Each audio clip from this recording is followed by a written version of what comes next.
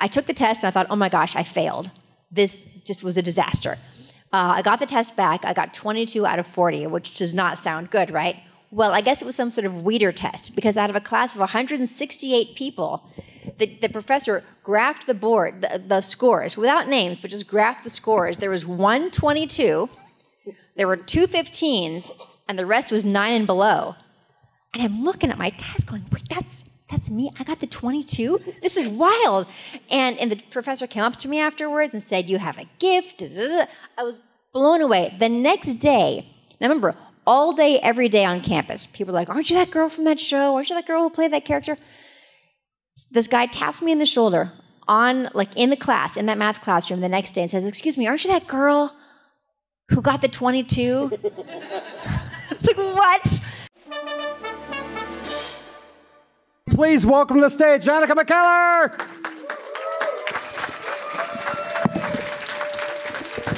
Have a microphone? There you go. So nice to have you here. Thank you. Thanks. Great to be here. Absolutely. First time in Pittsburgh? Yes, it is. So the audience has been briefed about the actors' strike and the limitations we have. Is there anything the general public can do to help end the actors' strike, or at least anything? Oh my goodness. I'm not sure who the contacts would be over at AMPTP, the Producers Guild, but we would love them to resume talks with SAG so we can get this thing settled and get back to work. Good. I like that. And the writers. Yeah. So I got a couple of questions for you, then we're going to open it up to the audience. A couple general things. How did you get involved in acting? How did that all happen? Oh, gosh. Well, so my mother is here. She's standing over there. Say hi. Do you want her to join you? No. Do you want to be on the stage, Mom? Do you want to be part of? Come on up. I'll get you a microphone. See, they couldn't find her chair, so we'll end up putting her on stage. So my mom was. So by the way, I'm not allowed, because of the strike, I'm not allowed to talk about specific projects. If you want to say something. So it's going to be kind of strange answering some of these questions, because it would be very natural to talk about many of the projects that I've done, including the one that I did as a child. It was set in the 1960s, that I'm not allowed to speak about specifically. But I might refer to it, and I think you guys will know what I'm talking about. Just use, speak in sign language or something. Yeah. Or maybe I'll throw it to you guys. I don't know. I don't want to be, I don't want to do anything wrong. Anyway, so that was my first major job, but I did start before then. So my mom was a professional dancer before she had kids, and so the entertainment bug was in me, I guess. And now she's doing an Instagram video. And my sister and I were, I guess, 6 and 7 years old when we moved to Los Angeles from San Diego. And we started taking acting classes. Why did we take acting classes? Because apparently when I was 5 years old in my mom's dance studio, she had a dance studio back then, I was staring at myself in the mirror and making faces. I was 4. Oh, I was 4. Okay. And her friend, Leslie Ann Warren, do you know who that is? An actress? Yeah. So they're friends, and Leslie, I guess, looked at me and said, oh, that's an actress. Is that how that went? Wow. Yes. She said, look at her, look at what she's doing. Yeah. She's a born actress. Yeah. A born actress, because I like to make faces at myself in the mirror. And a few years later, when we moved to Los Angeles, I remember my mom asking me if I wanted to try acting, and I asked her, well, what is that? And she said, it's when you pretend to be somebody else. And at the time, we had a nanny who had a British accent or an Australian accent, and so I remember trying to be her in the shower. And I thought, this sounds kind of fun. I saw commercials, and I was like, I could do that. So I asked her about a year later, I guess. Year and a half. About a year and a half later. How old were you at that time? 7? 6? Wow. 6 or 7? 7. It was 7. Yeah, and so my sister and I, Crystal, who also was on that show that I will not name, who played a character who punched out another character in that show that I won't name. You guys know who I'm talking about? Absolutely. Blonde? Okay. We can do the math. You can do the math? Okay, great. We started taking acting classes at Lee Strasberg Institute, and it was an all-day course on Saturdays. It was acting, dancing, stage work, and we loved it. And after a few performances, there was an agent from Sutton Barth and Venari agency who came and said that they'd like to sign us. And shortly after that, we started doing commercials. Yeah. So I got to ask, the audition process, is it different from a child actor to an adult? How's the audition process differ? Or do you remember much about any of that? My first audition, I remember I had to tap dance. Do you remember that? It's like for a hot dog commercial or something. Yeah. So at first I thought all auditions involved dancing, which they didn't. But I don't know. Look, auditions have changed through the years, but it's not really that different for kids versus adults, only that kids' auditions have to start after 3 p.m. because of school. Otherwise, it's kind of the same thing. You get the material. Well, it used to be they faxed you the material. The fax machine would start up and the sides would come in. So the sides were, on this curly paper. It's awful. They also would deliver. That's right. Delivery services. Breakdown Express? No. Was it Breakdown Services? I don't remember. Maybe. Yes, they would come to your house and bring you the sides. That's right. There was before fax machines. So as a kid actor back then, that's how it went. Would they allow parents in the audition process, or they had to wait separately? Not in the actual room. Okay. But I remember her first couple of auditions, I literally stood next to the door with... Yeah, I would do the same thing. Like, who are these people? What are they doing taking little kids behind closed doors? Yeah. For sure. So, as a mom now? Yeah, no way. You hear all sorts of stuff about Hollywood. So I'd like to switch gears and talk about your books on mathematics. What was the motivation to write the first one? Because that's probably, the whole genesis of everything. What was the motivation for the first book on mathematics? So after the show I was on, that I will not talk about, I graduated from high school within a couple months of that, and it was time for me to go to college. I was going to UCLA, and I thought, okay, brand new chapter, brand new life. All that TV show and that one character is behind me now. I'm moving on. And of course, nobody else had moved on. And everywhere I went on campus, people were like, oh, hey, aren't you from that show? And, and calling me by my character name and asking me where Fred Savage was and like every day, all the time. And my plan was to be a film major at UCLA to learn the other side of things. Well, midway through my first year, I guess, I had the opportunity to take a math class as part of fulfilling a general requirement, because back then you couldn't enter the film school until you were a junior. So there was all these requirements just to fulfill the basic stuff. And so I thought, well, I'm going to go ahead and take multivariable calculus. I'm going to just do my best. And I like a good challenge, so let's give this a try. And I was hooked. I did so well in it, and I felt like a superstar. I felt like a superstar because of math. I felt so valued for something that had nothing to do with the superficiality of Hollywood. And math just made me feel accomplished, and it made me feel valuable. And it was something that was just me. It wasn't a whole crew of Hollywood filmmakers and special, like slow motion and music and all the other stuff that created that character that I played.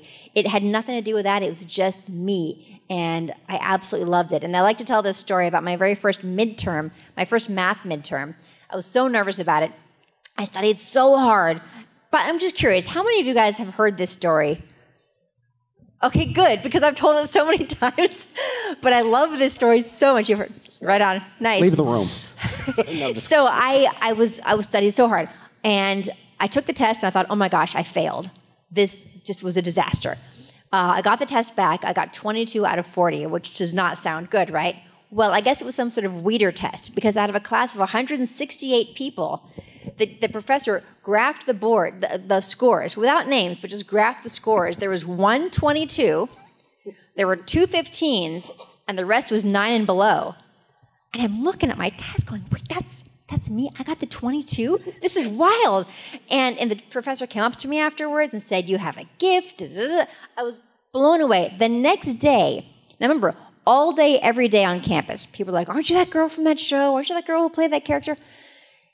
This guy taps me in the shoulder in the class, in that math classroom the next day, and says, excuse me, aren't you that girl who got the 22? It's like, what? And I felt it was such a great moment, and it was just symbolic of what studying math was doing for me, which was giving me another identity and a sense of self that was truly grounded in something that I could control, something that I was doing, something that I could work on late at night, stay up till 3 a.m. studying and getting better at something.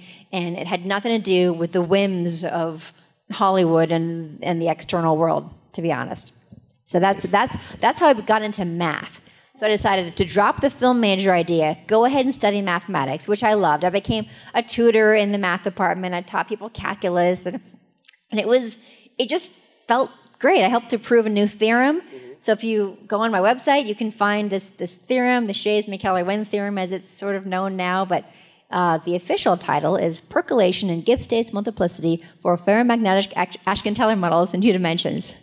There we go. It's a fascinating read, really.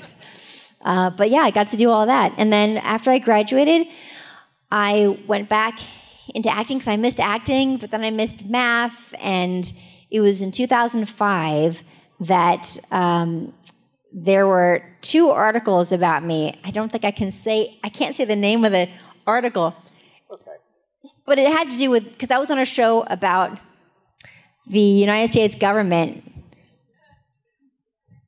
Okay, let's play charades. Not East, but... Yeah. Okay, so anyway, so there's an article about the fact that in between these 2 series that I did, that I became a superstar in math.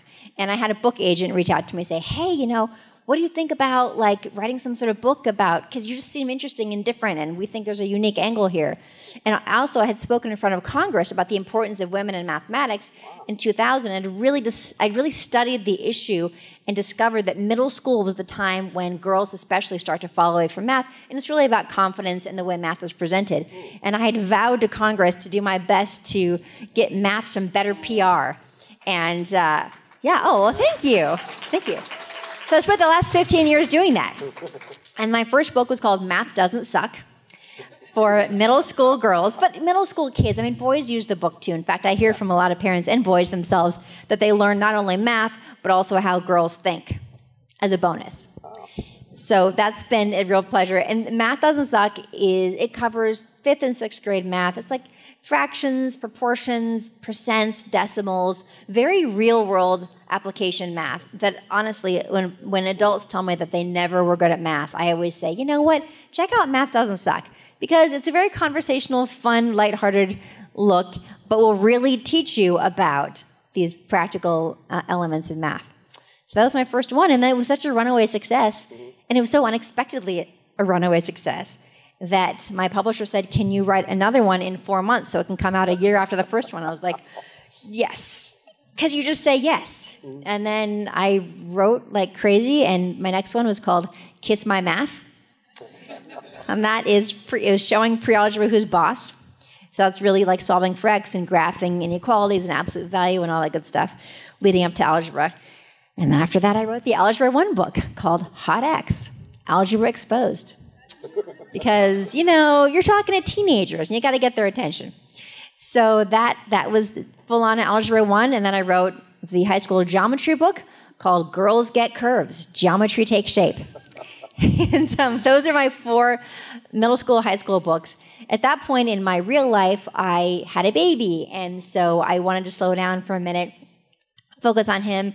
And then I started writing little kid books because that's kind of where my inspiration was. So I wrote Goodnight Numbers, and then 10 Magic Butterflies. All these books were inspired by Draco, my son.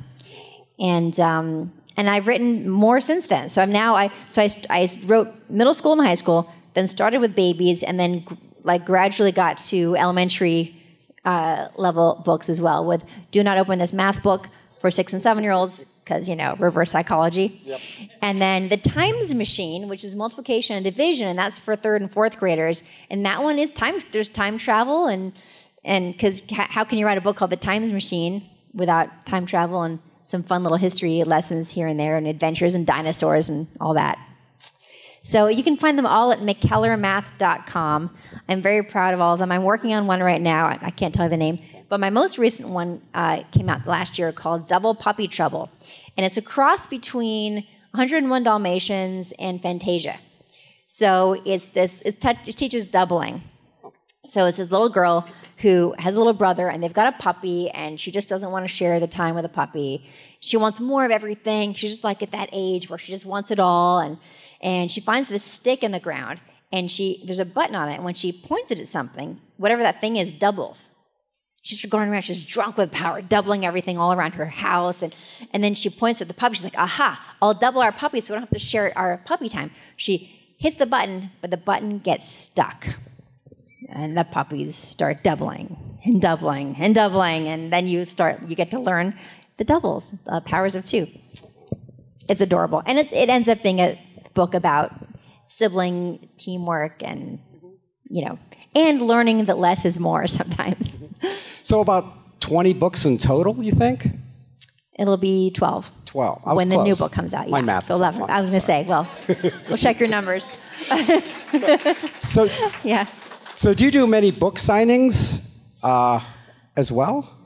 I mean, this is my first time at this event. Wow! And thank you guys for having me here. It's awesome to be here, and it's some of the other ones that I've done. I've brought my books. I didn't do that here because I didn't know if I was supposed to, but maybe next time. But book signings, I've done a few of them. Mm-hmm.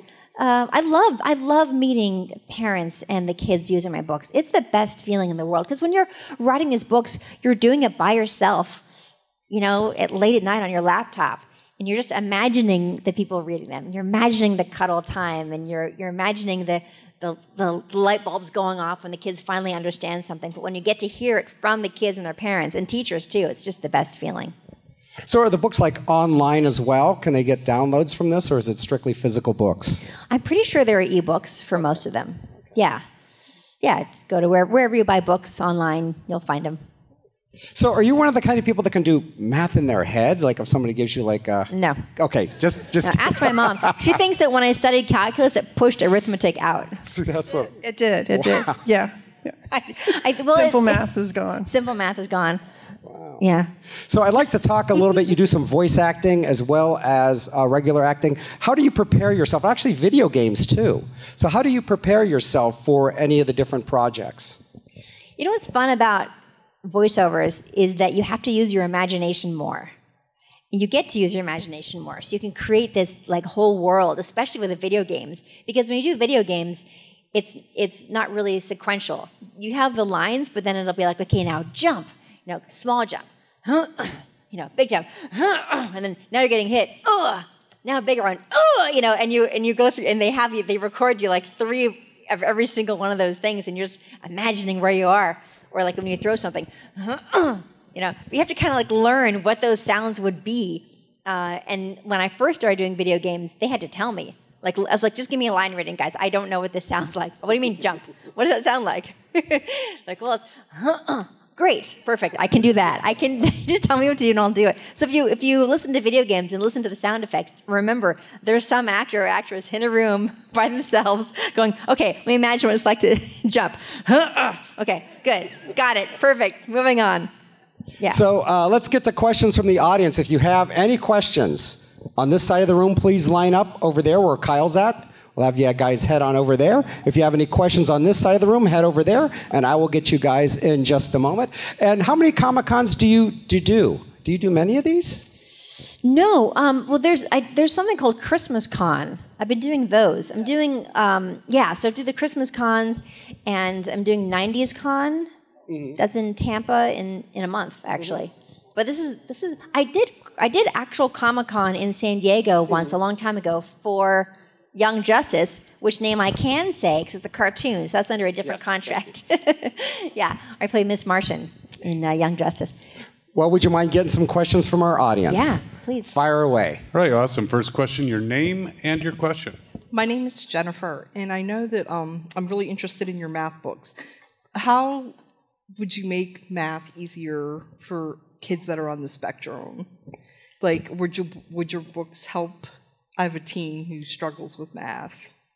Yes, absolutely. I've heard many stories from parents and teachers saying that kids with special needs, learning challenges, have had a lot of success with the books because they're very friendly, very conversational, and I use fun stories and silly just silly rhymes and images to help remember things. A lot of mnemonic devices. So it's not just up to the kid. Like, it's not like, here's the information, just memorize that. Like, it's the opposite. I want to make things really fun and silly. Like, I'll give you one example. In my book, The Times Machine, I'm very proud to say that book helps kids memorize the multiplication facts, something that a lot of books don't do. They just list them and they're like, okay, go learn them. But I cut for all the difficult ones, so not the 10s, not the 5s, not the 2s, but for all the challenging ones, I come up with some sort of story or rhyme. So like 6 times 7 is, you guys know it? 42. Yes, it is. But so Mr. Mouse is a character in the book The Times Machine and in Do Not Open This Math Book. And he loves cheese because he's a mouse, right? So he loves eating big 6-sided blocks of cheese because blocks are 6 sides, right? Well, he eats a big 6-sided block of cheese every day for a week. How many days is that? 7. Yes, so 6-sided block of cheese every day for a week. That's 6 times 7. Well, after a full week of eating that cheese, he gets pretty full and farty too. So that's, thank you. Thank you. So that kind of thing. That helps everyone learn, right? Yeah, gotta make it silly and fun. Thank you. I appreciate it. Yeah, sure. She wasn't expecting a fart joke. No. But she got one. All right, next question. Yeah, Chris, good to see you again. Good to see you too. My question, I'm just very curious about this one. That show, I think everyone at one time, like everybody says, had a crush on that character. I'm just wondering, besides that person in that show, because I seen your Instagram post one time saying that was, besides him, who was like your first childhood celebrity crush, like movies, actors, anything? Yes, Michael J. Fox, actually. Michael J. Fox. Back to the Future. Oh, yeah. Big time. Because I was like 10 when that movie came out, 9 or 10, and he was so cute. And we saw him driving. So we lived in Los Angeles. My mom was driving me and my sister to school. And so we're sitting in the back seat, and she goes, I think that's Michael J. Fox behind us. We were on Beverly Glen. We turned around, and there he is. He's driving this little black Mercedes convertible. And we were freaking out. I mean, we probably took our seatbelts off, which we shouldn't have. We were like jumping up and down, like waving and waving. And I will never forget. I can see it exactly in my head. He saw us. He laughed, and he looked up, and he kind of waved, like with the hand that was on the steering wheel. He like did that. I will never forget that. I can play it back like it's a video in my head. It just meant the world. It was the coolest moment ever. And Michael J. Fox, man. I didn't have posters on my wall, but if I did, he would have been him. Did you ever meet him? Not actually. I mean, just that one interaction. Okay. Let's do a couple of questions on this side of the room. Hi, I'm Kim. Now, bear with me while I try to ask this question without bringing the name up. Can you tell me your favorite holiday movie you were in? Can you describe to me your favorite holiday movie that you were in, and who was your favorite male actor that you worked with? All right, well, I can't pick a favorite male actor that I've worked with. There you go. I can't do that one. Oh, okay. But I would say that's really tough. There are two. Okay. One of them, and they're on 2 different networks. So one of them is on the network that most people know me from lately. Yes. And I played a governess to a little girl. Yeah, good. And there was a king involved. And then my other favorite movie, Christmas movie, was the one that I did last year on a different network.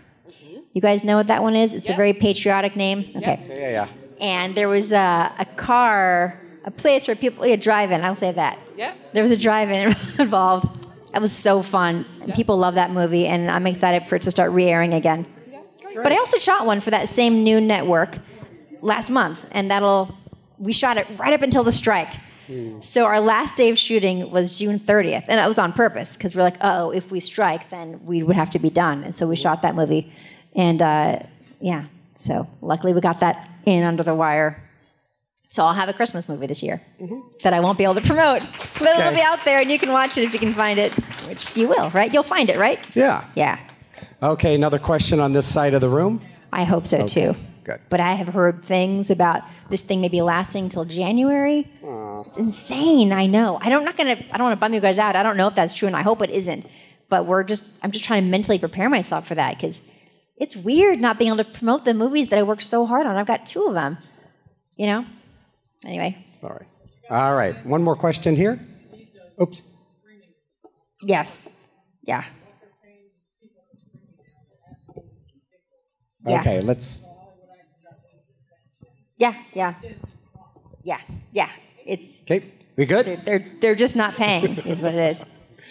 Yes. Oh, The question, we have a question waiting over here.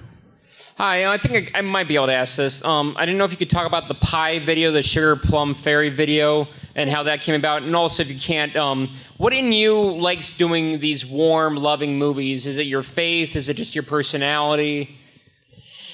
Yes. So I'll start with the last part. Yes, I love doing these movies so much because they put good energy into the world. It's like just lifting people up. It's a crazy world out there, and we need to remind everyone that there are good people in the world and that there's good ways of being and being there for each other. And the characters usually have had some sort of hardship that they're lifting themselves out of. And I just think it's wonderful modeling of behavior. And I love living in these movies because they're so uplifting. And also I love the Christmas decorations.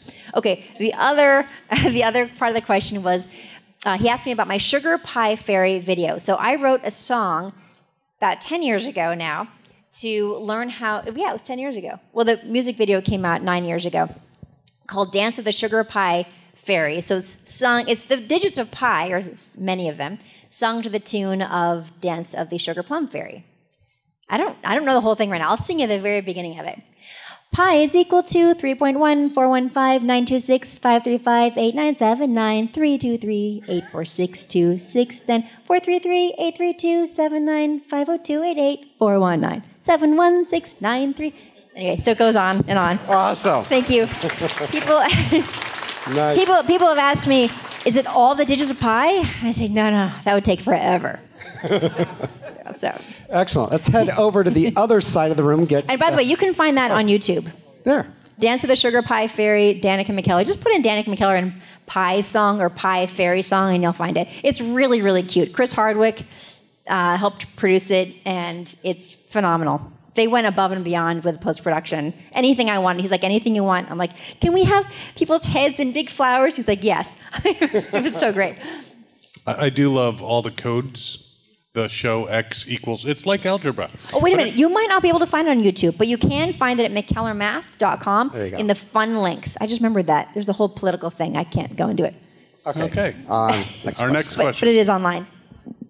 Hi, my name is Mace, and my question is, what's your favorite type of performance to do? Like, as a character, what kind of character do you like to do the best? Well, I love the characters that I do in these movies. I've done like 20 of these movies now that are romantic and full of love and having to take a leap of faith usually. Usually the character has to get past some sort of fear and learn to trust and love again. I also love dancing. And in the next movie of mine that comes out that I can't talk about, I can't say, but it's not next month, but the month after. And if you go on my Instagram, you can see I've got pinned posts about it. But I get to dance in it, like legit dancing. And I talked all about the dancing, so I can talk about that. So I was on Dancing with the Stars in 2014, and had a great time. Oh, yeah, that's one of the pictures from it, yeah. I've been wanting to dance in projects ever since then. And finally, it happened this year. And I got to dance with not Val, my partner from Dancing with the Stars, but a different partner from Dancing with the Stars. Anybody know who it is? Yes. No, you're thinking of Jen Lilly's movie. Yes? No? Anybody? Okay.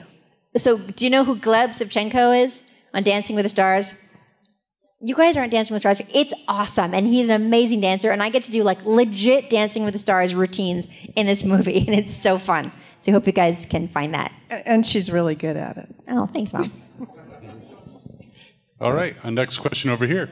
Hi, my name's Julie, and one of the most common questions I get from my algebra students is, when can I ever use math in real life? So if one of them would ask you that question, how would you respond?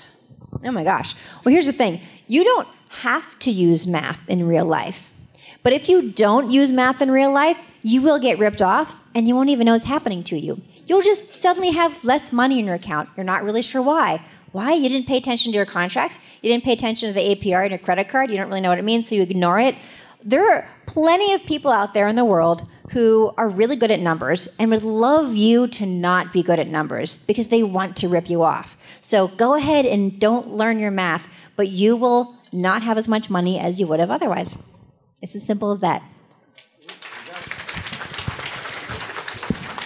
Kyle, do you have one more question on that side? We can finish. No? Okay, we have a question over on this side. We have two here. Well, as a kid, once upon a time, did you ever have any like a wonderful life in Wadsworth, Ohio?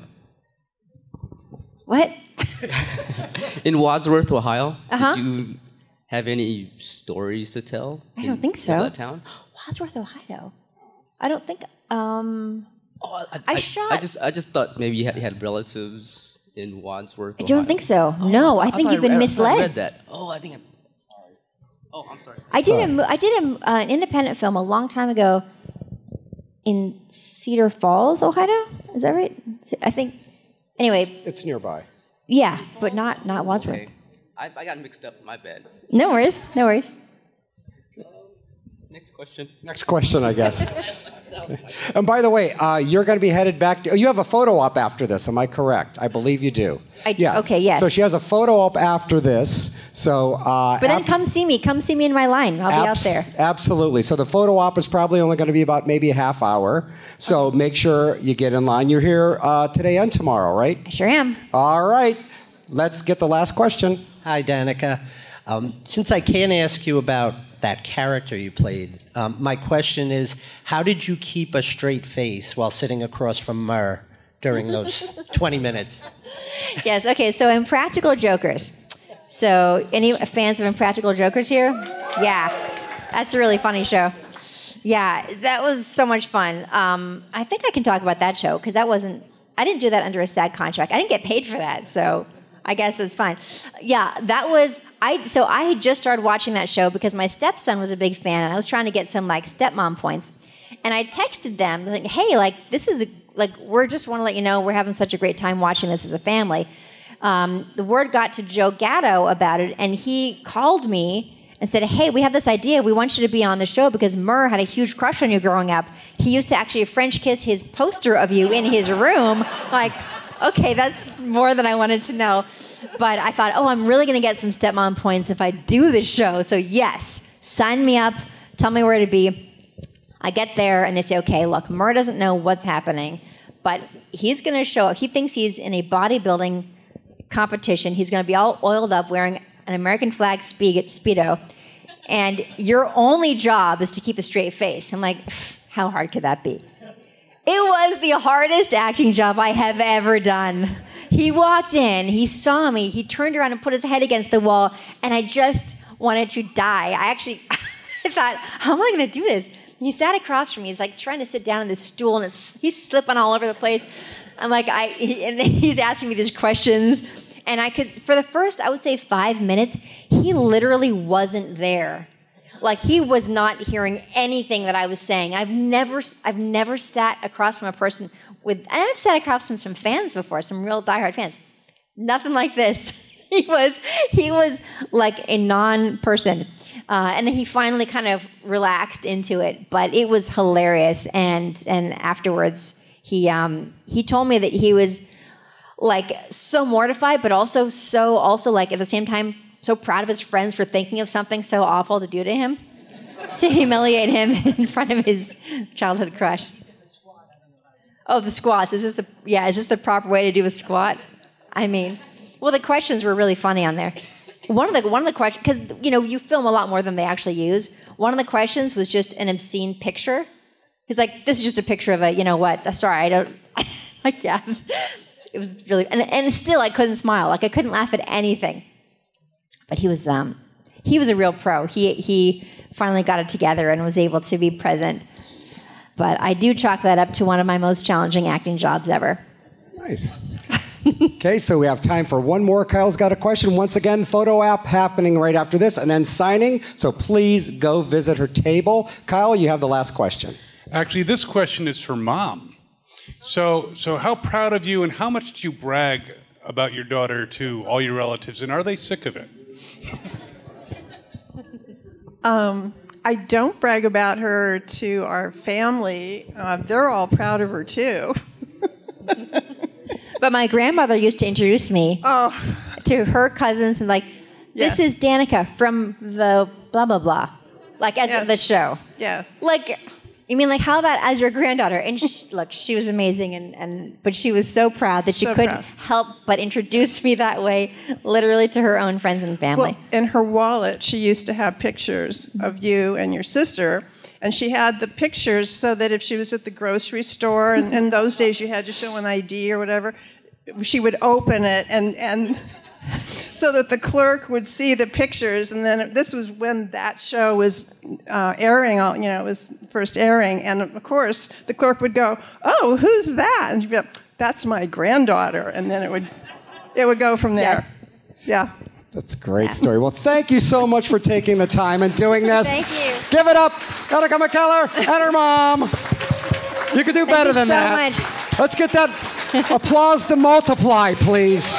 I like what you did there, Matt. I'll see you guys at my table. I hope it was so nice chatting with you. That video was delicious. And good for you, too. I know, I'm a doctor. And I'm also poor, which is hilariously funny because you'll never see a poor doctor. Trust me and subscribe already. Have fun and eat another video.